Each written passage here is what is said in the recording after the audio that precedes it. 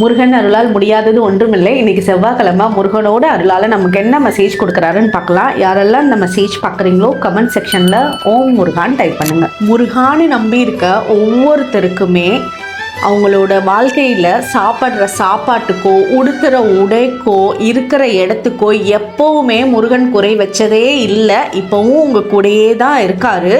இந்த நேரத்தில் உங்களெல்லாம் யார் வீழ்த்தணும்னு நினைக்கிறாங்களோ, உங்களோட வீழ்ச்சியை பார்க்கணுன்னு நினைக்கிறாங்களோ, உங்களை தோக்கடிக்கணும்னு நினைக்கிறாங்களோ, அவங்கெல்லாம் உங்களோட லைஃப்பில் அதை விட பெரிய வின் பண்ணி காமிப்பீங்க. அதாவது ஒரு பிக்கஸ்ட் வின்னை, ஒரு பெரிய வெற்றியை பண்ணி காமிக்க போகிறீங்க.